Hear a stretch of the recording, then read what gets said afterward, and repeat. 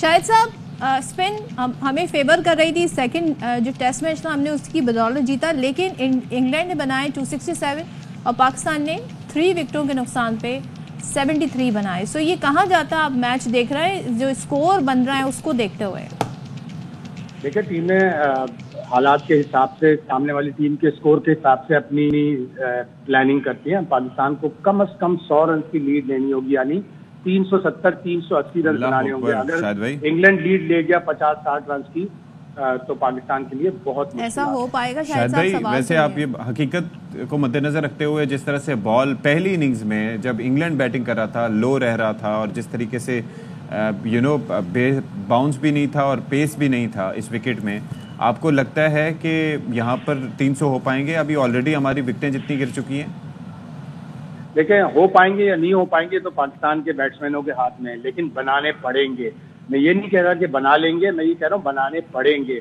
और जब गेंद सॉफ्ट हो रही है, ये कल इंग्लैंड की इनिंग्स में भी देखा कि जब गेंद सॉफ्ट होती है तो उस पर इतनी स्पिन नहीं हो रही, फिर आपको विकेटें हासिल करने का तरीका निकालना पड़ता है। इंग्लैंड निकालता है, उन्होंने फास्ट बॉलर के जरिए 1 विकेट कामरान गुलाम की ली, हमने एक भी फास्ट बॉलर के जरिए अपनी विकेट नहीं, बल्कि हमने तो फास्ट बॉलर से बॉलिंग ही नहीं कराई। तो शान मसूद, सऊद शकील, रिजवान और सलमान आगा, ये 4 मुस्तनद बैट्समैन हैं, इनको मिल के स्कोर करना पड़ेगा। अभी 73 पे 3 है, तो कम से कम 250-300 रन और बनाने होंगे।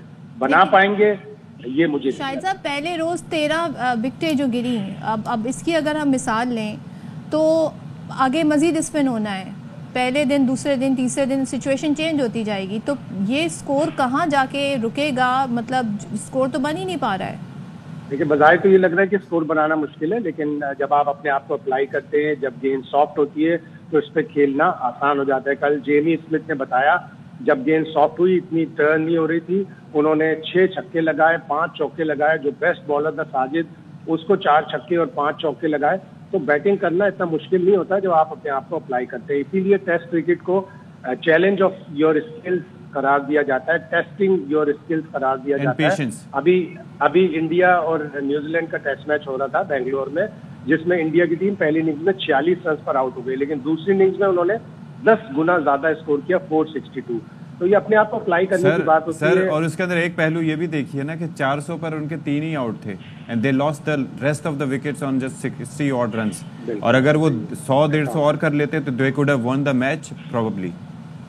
इसी तरह टेस्ट क्रिकेट चलती है, फैशन बाई फैशन। आपको अपने चांसेस ग्रैब करने होते हैं।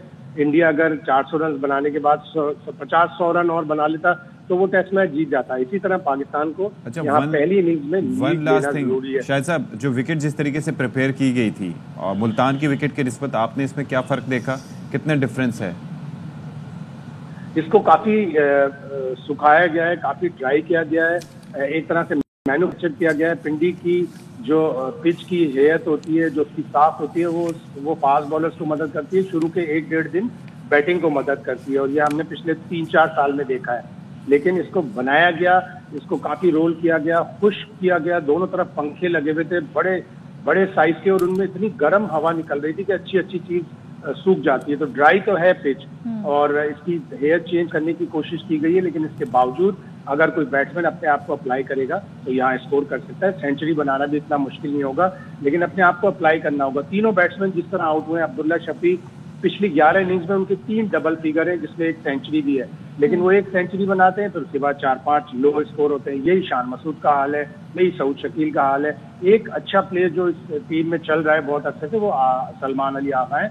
सलमान अली आगा टेल के साथ खेल रहे हैं, उन्हें एक दफा और इस फर्स्ट इनिंग्स में पाकिस्तान को lead the. Plus the chances